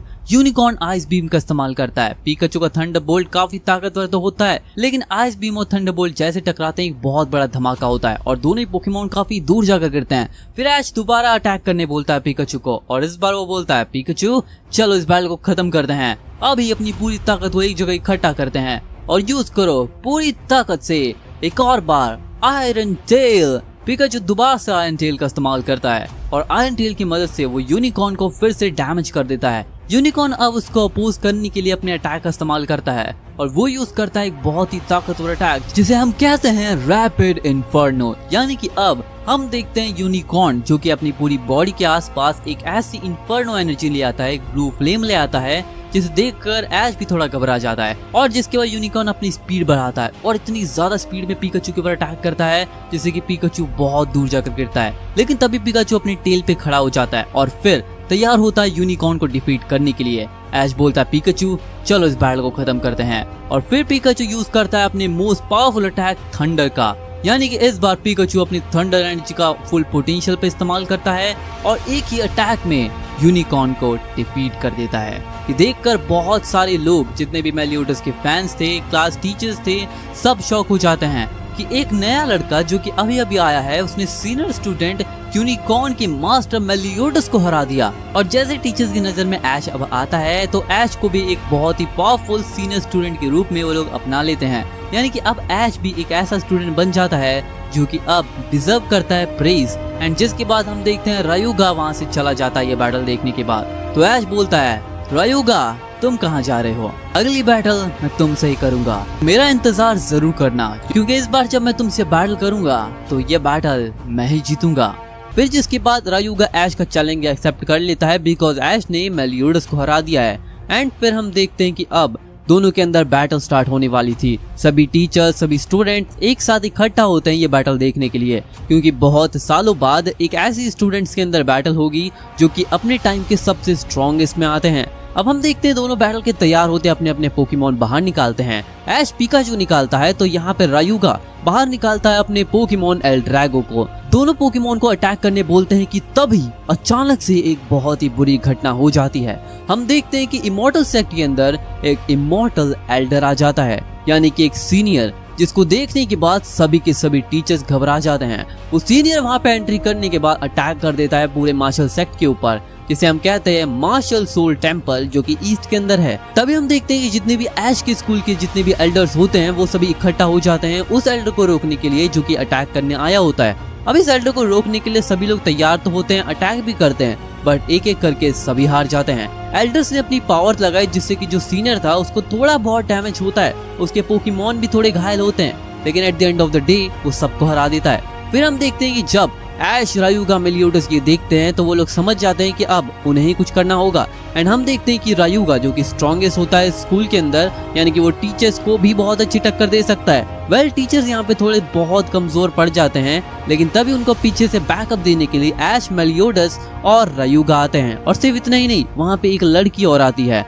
तभी हम देखते हैं कि अब सब लोग फाइट करते हैं, डिफेंड करते हैं अपने स्कूल को और eight the end of the day अपनी पावर से उस सीनियर को हरा देते हैं। और सीनियर ये देखकर काफी खुश होते हैं। सीनियर बोलते हैं मैं यहाँ पे आया था ये चेक करने के लिए कि क्या ये स्कूल सच में डिजर्व करता है इस सेक्ट के अंदर। अगर ये नहीं करता तो मैं इसे डिस्ट्रॉय कर देता, लेकिन यहाँ के स्टूडेंट्स काफी ज्यादा ताकतवर हैं तो ये डिजर्विंग है एंड इसलिए मैं यहाँ से जा रहा हूँ। लेकिन मैं दोबारा आऊंगा चेक करने के लिए कि क्या तुम सच में इसको बेयर कर पाते हो। Eight the end of the day तुम इमॉर्टल बनने वाले हो। अब हम देखते हैं कि जिसके बाद जैसे ही वो वहाँ से चला जाता है सभी टीचर्स ऐश, मेलियोडस, रायुगा और उस लड़की को सभी को काफी ज्यादा रिकॉग्निशन देते हैं, सबको एक्नॉलेज करते हैं कि वो काफी ज्यादा ताकतवर हैं। फिर हमें पता चलता है कि यहाँ पे 3 टीम्स हैं स्कूल के अंदर, जिसके अंदर सबसे पहले आते हैं स्पिरिट एंजल्स, जिसके बाद आते हैं सोल मास्टर्स और जिसके बाद आते हैं डेथ रीपर्स। डेथ रीपर्स का लीडर है रायुगा, जिसके बाद सोल मास्टर्स का लीडर है मेलियोडस और जो स्पिरिट एंजल्स है उसकी लीडर है वो फीमेल स्टूडेंट। फिर हम देखते हैं कि अब इन तीनों के बीच में एक टूर्नामेंट रेडी किया जाता है, यानी कि हर साल यहाँ पे एक टूर्नामेंट होता है जहाँ पे तीनों ही टीम एक दूसरे से फाइट करते हैं और ऐसा ही इस बार होने वाला होता है। टूर्नामेंट स्टार्ट होता है, एक एक करके सभी स्टूडेंट एक दूसरे से फाइट करते हुए आगे बढ़ते हैं और हम देखते हैं कि फाइनल राउंड के अंदर यहाँ पे ऐश वर्सेस रायुगा की फाइट होती है और यहाँ पे मेलियोडस वर्सेस उस लड़की के अंदर फाइट होती है जो कि स्पिरिट एंजल्स की थी और वो काफी ज्यादा पॉपुलर थी, मेलियोडस से भी ज्यादा। और हम देखते हैं कि अब ऐश वर्सेस रायुगा की फाइट होती है जहाँ पे ऐश निकालता है अपने पिकाचू को, रायुगा निकालता है अपने एल्ड्रैगो को। दोनों अटैक करते हैं एक साथ, पिकाचू यूज करता है अपने आयरन टेल का, तो रायुगा का एल्ड्रेगो यूज करता है ड्रैगन टेल का। दोनों के अटैक टकराते हैं, काफी बड़ा ब्लास्ट होता है, जिसके बाद ऐश बोलता है पिकाचू यूज करो electro web. Pikachu electro web का इस्तेमाल करता है, रायुगा के एल्ड्रेगो को उसके अंदर फंसा देता है, लेकिन एल्ड्रेगो अपने हाइपर बीम का इस्तेमाल करके बाहर निकलता है और जिसके बाद वो एक ड्रैगन असेंट का इस्तेमाल करता है। जैसे ही अटैक ऐश के पिकाचू को लगता है, पिकाचू काफी घायल हो जाता है, लेकिन पिकाचू फिर तैयार होता है अटैक करने के लिए और फिर ऐश बोलता है पिकाचू यूज करो अपने अटैक का पूरी ताकत लगाकर। और हम देखते हैं कि पिकाचू अपनी इलेक्ट्रिसिटी को एक साथ चार्ज करता है और थंडर अटैक का इस्तेमाल करता है, जो कि बहुत ही ज्यादा कमाल का और पावरफुल होता है। एल्ड्रेगो उसको रोकने के लिए अपनी पावर का इस्तेमाल करता है, वो डार्क एनर्जी का इस्तेमाल करता है, लेकिन फिर भी उससे कुछ नहीं होता और ऐश के पिकाचू का थंडर रायुगा के एल्ड्रेगो को जाकर लगता है, जिससे कि एल्ड्रेगो बहुत ज्यादा कमजोर हो जाता है। लेकिन जिसके बाद एल्ड्रेगो दोबारा खड़ा होता है और इस बार ये बैटल एंड करने का टाइम आ जाता है। ऐश बोलता है पिकाचू चलो इस बैटल को खत्म करते हैं पूरी ताकत लगाकर, और हम देखते हैं ऐश तैयार हो जाता है जी मूव का इस्तेमाल करने के लिए। और यहाँ पे हम देखते हैं जहाँ पे एल्ड्रेगो था वो इस्तेमाल करता है अपने स्ट्रॉन्गेस्ट अटैक का। स्ट्रॉन्गेस्ट अटैक यानी कि उसका बहुत ही पावरफुल अटैक जिसका नाम तक रिवील नहीं करता रायुगा। और हम देखते हैं रायुगा का वो पोकेमॉन एल्ड्रेगो सीधा अटैक कर देता है पिकाचू के ऊपर और पिकाचू यूज कर देता है 10 मिलियन बोल्ट थंडर बोल्ट। दोनों के अटैक टकराते हैं और एक बहुत बड़ा ब्लास्ट होता है, हर जगह धुआं ही धुआं हो जाता है और धुआं हटने के बाद हम देखते हैं कि यह मैच ड्रॉ हो जाती है, यानी कि दोनों ही ट्रेनर इस बैटल के अंदर हार जाते हैं। Well in a type of वे, क्योंकि ये बैटल ड्रॉ हो जाती है तो दोनों में से कोई भी विनर नहीं बनता, यानी कि बैटल अभी भी जारी होगी। आगे वो लोग बैटल करेंगे, अभी के लिए टूर्नामेंट के अंदर ड्रॉ हो चुका है। इसके बाद मेलियोडस वर्सेस वो लड़की के अंदर भी फाइट जारी होती है और हम देखते हैं मेलियोडस ये बैटल हार जाता है और वो लड़की फाइनल के अंदर जीत जाती है। एंड इसी वजह से वो जो लड़की होती है वो बन जाती है लीडर ऑफ 3 टीम्स, तीनों ही टीम की, जिसका नाम होता है सोल ड्रिफ्ट ट्रायो। उसका अब वो लीडर बन चुकी थी, यानी कि अब वो इंचार्ज है इन तीनों ही टीम को एक साथ चलाने के लिए, जो कि बड़ी शॉकिंग बात है। यहाँ पे फाइट हुई रायुगा वर्सेस ऐश की, बट वो ड्रॉ हो गई पर मेलियोडस से वो लड़की जीत गई, इस वजह से वो लीडर बन चुकी है। दैट्स वेरी अनफेयर, बट ऐसा तो होना ही था। वेल जिसके बाद अब वो जब वो लीडर बन जाती है, जिसके बाद कहानी में ट्विस्ट आने शुरू होते हैं, क्योंकि अब वो लड़की मिलकर ऐश और रायुगा की खबर लेने वाली है। इसके बाद सोल टेम्पल के अंदर ऐश आगे बढ़ता है और अब इस सेक्ट के अंदर ऐश की ट्रेनिंग स्टार्ट होती है, जहाँ पे सबसे पहले ऐश डिफीट करता है मेलियोडस को और उसको डिफीट करने के बाद ऐश का लेवल बढ़ जाता है। ऐश फाउंडेशन लेवल से सीधा कोर फॉर्मेशन के लेट स्टेज पे पहुंच जाता है, यानी कि बहुत करीब है नेसेंट सोल के। और जिसके बाद हमारी मुलाकात होती है रायुगा से, एक ऐसा बहुत ही पावरफुल ट्रेनर जिसकी ताकत अनोखी है, जिसे मेलियोडस तक डिफीट नहीं कर पाया। दोनों में बैटल ड्रॉ ही होती है, जिसके बाद ऐश फाइट करता है रायुगा से और उसकी मैच भी ड्रॉ ही हो जाती है। ये देखने के बाद सभी लोग शॉक हो जाते हैं, लेकिन तभी हमारे सामने आती है मारिया, एक ऐसी लड़की जिसने कि मेलियोडस को एक फाइट में बहुत ही आसानी से हरा दिया होता है और उस टूर्नामेंट की विनर बनने के बाद वो डिसाइड करती है इनका फ्यूचर। अब हमारे सामने आता है द 4 फाइटर्स, जिनका एक ट्रायो बन चुका है, क्योंकि हमारे ईस्ट सोल टेम्पल के अंदर जिसमें हमारे ऐश और बाकी सभी इस समय हैं, वो जगह पर यहाँ पे 3 ट्रायो बनाए जाते हैं, 3 टीम, और तीनों के नाम डिफरेंट है, जिनका कॉम्बिनेशन करने के बाद हमें एक ट्रायो का नाम मिलता है जिसे हम कहते हैं सोल ड्रिप ट्रायो। जिसके बाद मारिया जो होती है वो लीडर बन जाती है तीनों ही ग्रुप्स की, यानी कि अब वो अकेली लीडर है जो तीनों को संभालेगी, यानी कि ऐश मेलियोडस की टीम को और रायुगा की टीम को, और मारिया खुद एक टीम से आती है। अब इस सेक्ट के अंदर ऐश का टाइम धीरे धीरे बीतता है। ऐश ट्रेनिंग करता है, वांगलिंग से बहुत सारी चीजें सीखता है अपनी फ्यूचर गोल्स के लिए, एंड फिर हमारे सामने आता है ओरायन, एक गॉड, ईस्ट क्लैन का मास्टर, इमॉर्टल मास्टर, जो कि बहुत ही ज्यादा ताकतवर है। उसकी पावर का लेवल अब तक कोई भी कंपेयर नहीं कर पाया है। अभी इस क्लैन का ओरायन जो कि लीडर है, वो सभी स्टूडेंट को एक मिशन देता है। इस मिशन के अंदर तुम्हें कैप्चर करके लाना है एक बीस्ट पोकेमॉन को, जो कि हेवनली कोलिसियम के अंदर आता है, from a master all seer, एक गॉड जो कि हेवनली मास्टर सेट का गॉड है। अब अगर मैं तुम्हें अच्छे से एक्सप्लेन करूं तो यहाँ पे एक ईस्ट क्लैन है जिसका लीडर है ओरायन, यानी कि उसका मास्टर, लेकिन ईस्ट क्लैन भी आता है हेवनली मास्टर सेक्ट के अंदर, हेवनली मार्शल्स एक्ट जो है वो सारे क्लैंस को संभालता है, ईस्ट वेस्ट नॉर्थ साउथ हर एक क्लैन को। एंड इस वजह से ऑल सीयर वहाँ का गॉड है, वो मास्टर है जो हर एक चीज देखता है, हर एक चीज संभालता है। लेकिन हमारे स्टूडेंट का मिशन अब ये होने वाला है कि वो ऑल सीयर की नजरों से बचते हुए जाकर कैप्चर करके लाए उस बीस्ट पोकेमॉन को जिसका नाम है ओरोबोरस, एक हेवनली पोकेमॉन जिसकी ताकत बहुत ही ज्यादा अनोखी है। और इस काम को करने के बाद जो भी इस पोकेमॉन को कैप्चर करेगा ओरोबोरस को, उसे मिलेगा एक बहुत ही कमाल का अवार्ड जिसे हम कहते हैं अल्टीमेट कल्टीवेशन पर्ल, जिसके इस्तेमाल से जो कोई भी कितने भी लेवल पे हो, जितना भी नीचे हो, चाहे वो फाउंडेशन पे हो चाहे कोर फॉर्मेशन पे, वो तुरंत नेसेंट सोल के लेट स्टेज पे पहुंच जाएगा उस पर्ल का इस्तेमाल करके। और वो पर्ल हासिल करना बहुत ही ज्यादा मुश्किल है, बिकॉज सबसे पहले तुम्हें ओरोबोरस को कैप्चर करके लाना पड़ेगा जो कि खुद एक हेवनली पोकेमॉन है, उसकी ताकत अनइमेजिनेबल है। लेकिन जिसके बाद ऐश और बाकी सभी स्टूडेंट तैयार होते हैं और सब निकल जाते हैं मिशन के लिए। अब हमें पता चलता है कि हमारे स्कूल के अंदर, ईस्ट क्लैन के अंदर टोटल ऑफ 100 स्टूडेंट्स हैं जो कि सारे एम्बार्क कर जाते हैं इस चैलेंज के लिए। एंड कोई भी हार नहीं मानता, बट एक बंदा जो कि पीछे हो जाता है, वो बोलता है कि मैं इस मिशन में नहीं जाने वाला, मुझे नहीं चाहिए नेसेंट सोल का फॉर्मेशन के लिए, मैं खुद नेसेंट सोल से ऊपर हूँ। And yeah he is none other than Ryuga. Ryuga को नेसेंट सोल से ऊपर जाने की जरूरत नहीं है, because he is already on nascent soul से ऊपर, वो लेट स्टेज पे पहले से बैठा है, उसके ऊपर जाने की उसको जरूरत ही नहीं है। देन ऐश, मेलियोडस, मारिया सारे के सारे जॉइंट फोर्स करते हैं। अब ये तीनों के तीनों एक साथ एक टीम बनाते हैं और आगे बढ़ते हैं। अब हमें यह भी पता चलता है कि इस चैलेंज के अंदर काफी सारे ट्रैप्स होते हैं, वाइल्ड बीस्ट पोकेमॉन्स होते हैं, मैजिक सर्कल्स होते हैं और बहुत ही हार्ड सफर होता है। धीरे धीरे लोग सफर करना स्टार्ट करते हैं और लेकिन तभी अचानक से हमारे तीनों के तीनों टीममेट्स गिर जाते हैं एक ट्रैप के अंदर। वो ट्रैप बहुत ही खतरनाक होता है। ट्रैप ऐसा होता है कि जहाँ पे तीनों के तीनों फंस जाते हैं एक बहुत ही ज्यादा गहरे खाई के अंदर। वो खाई टाइप ऑफ डंजन होती है, उस डंजन के अंदर से निकलना बड़ा मुश्किल होता है क्योंकि उस डंजन के अंदर सबसे पहले तो एक ऐसा लिक्विड होता है जिसके के अंदर तुम गिर गए, उसके बाहर जैसे जैसे तुम आने की कोशिश करोगे वो धीरे धीरे सख्त होने लगता है, टाइट होने लगता है पत्थर की तरह। तो अगर तुम जितना ज्यादा हिलोगे वो उतना ज्यादा स्ट्रांग हो जाएगा और तुम बाहर नहीं आ पाओगे। यहीं पे दिमाग लगाती है मारिया। मारिया बोलती है देखो बिल्कुल भी हिलना मत, क्योंकि अगर तुम जितना ज्यादा हिलोगे उतना ज्यादा तुम फंसोगे, अगर जितना कम हिलोगे उतना ज्यादा हेल्प होगी तुम्हारी। और जिसके बाद हमें देखने मिलता है कि मारिया बिल्कुल काम हो जाती है, शांत हो जाती है और अचानक से वो नीचे गिर जाती है उस लिक्विड से। और फिर ऐश और मेलियोडस दोनों शॉक हो जाते हैं कि ऐसा कैसे हो गया। फिर दोनों खुद काम होते हैं और दोनों नीचे गिरते हैं। तब उन्हें पता चलता है कि लिक्विडेशन खुद ही तुम्हें नीचे फेंक देता है। वो नीचे नहीं फेंकता, वहां से जाने का रास्ता होता है, वहां पर वो तुम्हें छोड़ देता है। It was a good choice, क्योंकि मारिया को सब पता है और मारिया बहुत ही ज्यादा पढ़ती है और काफी ज्यादा नॉलेजेबल है, तो ये टीम में काफी ज्यादा वैल्यू प्रोवाइड करेगी। और जिसके बाद हमें पता चलता है कि अब इस मिशन के अंदर सारे के सारे ट्रैप्स और वाइल्ड बीस्ट पोकेमॉन से भिड़ने के बाद, सभी मैजिक सर्कल्स को कवर करने के बाद सिर्फ 10 ही स्टूडेंट सरवाइव कर पाए हैं।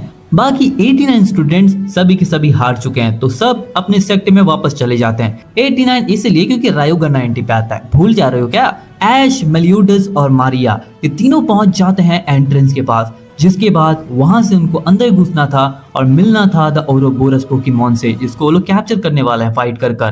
पर तभी वहां पे कोई अमीरजादे आ जाते हैं। ये अमीरजादे और कोई नहीं होते, ये ओरायन का बेटा होता है। वहां पे आता है ओरायन का बेटा जो कि अपने चेले चपोटों के साथ आता है एंड उनके साथ अब बुली करना स्टार्ट करता है ऐश की टीम को। But you know what, they are super strong. हम देखते हैं कि दोनों में फाइट तगड़ी होती है। ऐश भी काफी ताकतवर है, तो यहाँ पे ओरायन का बेटा भी, ओरायन का बेटा जो कि जूनियर ओरायन हम इसे कहेंगे, बहुत ताकतवर होता है। लेकिन तभी ऐश बोलता है ठीक है चलो इससे दिखाता हूँ कि असली ताकत क्या होती है। फिर ऐश पिकाचू की पावर से एक ही बार में ओरायन के बेटे को डिफीट कर देता है।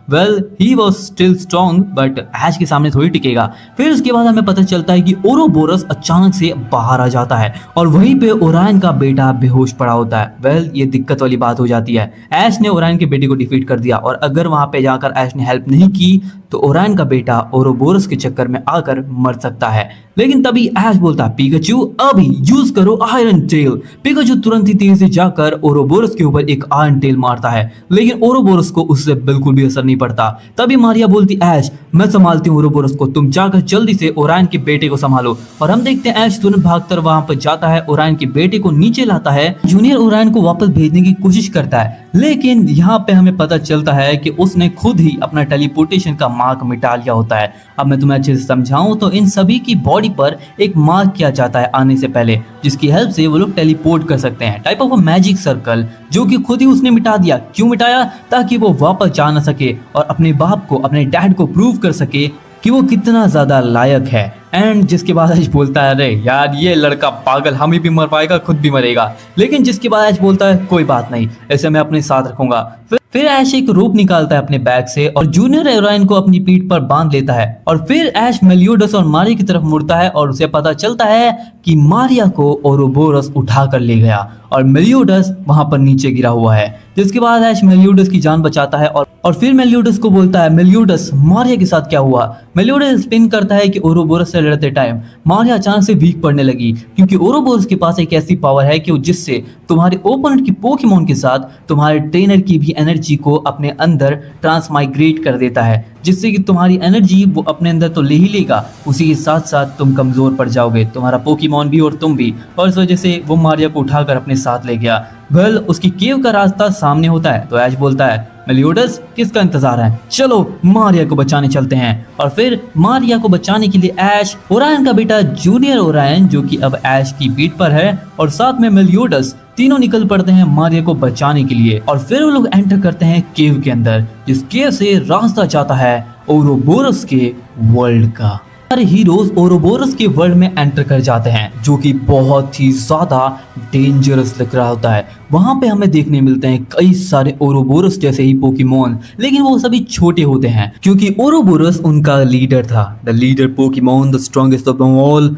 और फिर हमारी नजर पड़ती ओरोबोरस के ऊपर, जिसने कि मारिया को पकड़ रखा होता है। मारिया उसके पंजों के नीचे होती है। ऐश की नजर जैसी ओरोबोरस और मारिया पर पड़ती है, ऐश बहुत ज्यादा गुस्सा हो जाता है। ऐश बोलता है, मेलियोडस इस ओरायन के बच्चे को संभालो और मैं देखता हूं अब उसको। फिर हम देखते हैं ओरोबोरस वर्सेस ऐश के पिकाचू के अंदर फाइट। ऐश बोलता है, पिकाचू यूज करो थंडरबोल्ट। पिकाचू थंडरबोल्ट का इस्तेमाल करता है, पर ओरोबोरस एक बहुत ही पावरफुल पंच मारता है धरती पर, जिससे कि धरती ही फट जाती है और पिकाचू गिरने लगता है। ऐश पिकाचू को बचाता है और बोलता है, पिकाचू कोई बात नहीं, अभी यूज करो इलेक्ट्रोवेब। फिर पिकाचू इलेक्ट्रोवेब यूज करता है, जिससे कि वो जो धरती फटी थी वहीं पे सारे अपनी इलेक्ट्रोवेब बिछा देता है और फिर उन्हीं पे से जंप करते हुए ओरोबोरस के ऊपर पहुंचता है। और फिर ऐश बोलता है, Pikachu iron tell. Pikachu iron tell लगातार एक के बाद एक अटैक करने लगता है। ओरोबोरस बहुत ही ज्यादा स्ट्रॉन्ग था, लेकिन इतना भी नहीं कि वो पिकाचू के सामने टिक पाए। पिकाचू के आयरन टेल की वजह से ओरोबोरस के ऊपर जो शील्ड थी, कवच था, जिस वजह से उसका डिफेंस इतना इंटेंस था, वो टूटने लगता है। और तभी ऐश बोलता है, पिकाचू यूज करो फिर से एक और बार, अभी थंडरबोल्ट। फिर पिकाचू दोबारा से थंडरबोल्ट इस्तेमाल करता है, लेकिन तभी पिकाचू को ओरोबोरस हवा में पकड़ता है और जमीन पे पटक देता है। तभी हम देखते हैं कि मारिया जाग जाती है और मारिया पीछे से बोलती है, ऐश अगर ओरोबोरस को हराना है तो हमें इसके ऊपर एक बहुत ही पावरफुल सिंगल अटैक करना होगा, जिस अटैक से इसका डिफेंस टूटेगा और तुरंत ये हार जाएगा। अब जैसे ही मारिया की बात ऐश को समझ में आती है, ऐश बोलता है, अच्छा अगर हमें सबसे स्ट्रॉन्ग अटैक चाहिए तो मेरे पास कुछ है। और तभी ऐश बोलता है, पिकाचू क्या तुम तैयार हो अपने न्यू मूव का इस्तेमाल करने के लिए, अपने ट्रम्प कार्ड का इस्तेमाल करने के लिए? मेलियोडस बोलता है, क्या ट्रम्प कार्ड? ऐश तुमने पिकाचू को नया अटैक सिखा दिया? ऐश बोलता है, बिल्कुल, हमने इसे कुछ दिनों पहले ही सीखा था। मैंने इसको कभी ट्राई नहीं किया अभी तक, क्योंकि ये इतना ज्यादा ताकतवर था। फिर ऐश बोलता है, पिकाचू तैयार हो जाओ, अपनी सारी ताकतों को एक जगह इकट्ठा करो और अभी यूज करते हैं हेवनली टेरा बोल्ट। और हम देखते हैं पिकाचू यूज करता है हेवनली टेरा बोल्ट अटैक का, जिसके बाद पिकाचू के आसपास बहुत ही ज्यादा इलेक्ट्रिसिटी आने लगती है और पिकाचू एक वॉल टैगल के फॉर्म में आता है और बहुत ही पावरफुल अटैक लॉन्च करता है सीधा ओरोबोरस के ऊपर। ओरोबोरस उसको रोकने के लिए अपना अटैक लॉन्च करता है, एक बहुत ही पावरफुल डार्क बॉल, लेकिन उसका कोई फायदा नहीं होता। पिकाचू डार्क बॉल को डिस्ट्रॉय करता है और ओरोबोरस की तरफ बढ़ता है और ओरोबोरस को वो अटैक लगता है, उसकी शील्ड टूटती है और ओरोबोरस वहीं पे डिफीट होकर नीचे गिर जाता है। Well then Ash become the winner. Ouroboros हारता है और मेलियोडस बोलता है, ऐश अभी पोकेबॉल का इस्तेमाल करो। और फिर ऐश पोकेबॉल का इस्तेमाल करता है, उस पोकेबॉल का जो कि ओरायन ने ऐश को दिया होता है। मतलब हर एक किसी के पास एक पोकेबॉल होता है, जिससे वो लोग ओरोबोरस को पकड़ सकें। लेकिन ऐश की टीम जीतती है और फिर ऐश ओरोबोरस को पकड़ता है पोकेबॉल से और फिर हमारे हीरोज वहां से टेलीपोर्ट होकर क्लैन में वापस पहुंचते हैं। ओरायन उनका इंतजार कर रहा होता है और जिसके बाद ओरायन अपने बेटे को देखता है और उनकी टीम को देखता है। जिसके बाद ऐश ओरायन के सामने जाता है और ओरायन बोलता है, बहुत कमाल किया तुमने ऐश, तुम्हारे दोस्तों का टीम वर्क और तुम्हारी ताकत देखकर मैं बहुत इंप्रेस हुआ हूँ। तो ये लो तुम्हारा अवार्ड, अल्टीमेट कल्टीवेशन पर्ल। इसके इस्तेमाल से तुम नेस एंड सोल के सीधा लेट स्टेज पर पहुंच सकते हो। ऐश बोलता है, आपका शुक्रिया, लेकिन ये मैं किसी और को देना चाहता हूँ। एंड जिसके बाद सभी लोग शॉक होते हैं। एंड फिर ऐश बोलता है, मारिया ये तुम्हारे लिए। मारिया बोलती है, मेरे लिए? मैंने क्या किया? इसके बाद ऐश बोलता है, मारिया अगर तुमने मुझे बताया नहीं होता कि इसके ऊपर हमें स्ट्रॉन्ग अटैक करना है, और अगर तुम पहले सामने नहीं गई होती तो शायद हम में से कोई भी नहीं बचता, क्योंकि ओरोबोरस की ताकत और वीकनेसेस तुम्हें ही पता थी, तो ये तुम डिजर्व करती हो। एंड जिसके बाद ऐश अपनी कल्टीवेशन पर्ल मारिया को दे देता है, जिसका इस्तेमाल करने के बाद मारिया पहुंच जाती है नेस एंड सोल के लेट स्टेज के ऊपर। फिर हमारा इंट्रोडक्शन होता है ओरायन के बेटे जूनियर ओरायन से, जिसे हम कहते हैं, जिसका नाम है एरॉन। वेल सर एरॉन की याद आ गई ना। बट एरॉन के बारे में हमें पता चलता है कि वो काफी ज्यादा वीक है बट बहुत ही ज्यादा शरारती है। और फिर मेलियोडस बोलता है, ऐश ये क्या किया तुमने अपनी कल्टीवेशन पर्ल ही दे दी मारिया को, अब तुम कैसे कल्टीवेट करोगे? ऐश बोलता है, उसकी फिक्र मत करो, वो सब तो कोई संभाल लेगा। मेलियोडस बोलता है, कौन संभाल लेगा? ऐश बोलता है, अरे कोई नहीं, मैं संभाल लूंगा, टेंशन वाली बात नहीं है। और फिर हम देखते हैं दोनों अलग अलग होकर अपनी कल्टीवेशन के लिए चले जाते हैं। और फिर ऐश को कोई बुलाता है और बोलता है, तो बच्चे तुमने कमाल कर दिया, मेरे दिए गए अटैक से तुमने इतना कमाल का यूज किया, मैंने सोचा नहीं था। मैंने वो अटैक तो तुम्हें ऐसे ही दे दिया था ताकि तुम पिकाचू की पावर बढ़ा सको, पर तुमने तो उसे एक मूव सेट बना दिया। Well you are some kind of amazing smart ass. But कोई बात नहीं ऐश, आगे भी मैं तुम्हारी मदद करता रहूंगा, बस तुम मेरी हेल्प करो एक बॉडी ढूंढने में।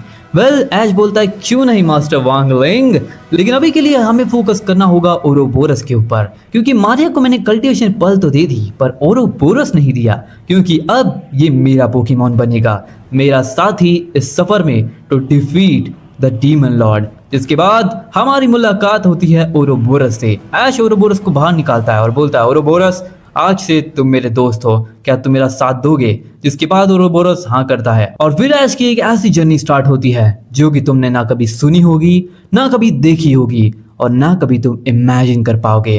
This is the story of a immortal Ash Ketchum. तो गाइस आज की वीडियो तो यहीं पे खत्म होती है। आई होप कि तुम लोगों को पसंद आई होगी और नेक्स्ट वीडियो यानी कि ऐश वर्सेस एलियन वर्स की वीडियो भी बहुत जल्द आएगी, बहुत जल्द मतलब बहुत जल्द आएगी। सिर्फ ये 2 या 3 दिन का टाइम दो मुझे, मैं जल्द से लेकर आऊंगा। एंड या तुम्हारा काम है मुझे कमेंट में आइडियाज दो, स्टोरीज दो एंड राइज लिख दो, लाइक कर दो, कमेंट कर दो, फॉलो कर लो, सब्सक्राइब कर दो, जो कर सकते हो सब कुछ कर दो। एंड हो सके तो गाइस कुछ लोग जिनके पास मेंबरशिप लेने का जरिया है, do check it out membership, क्योंकि मेंबर्स ओनली के लिए भी मैं काफी ऑसम कंटेंट लेकर आने वाला हूं। तो यार मैं मिलता हूं तुमसे अगली वीडियो में, तब तक के लिए बाय बाय।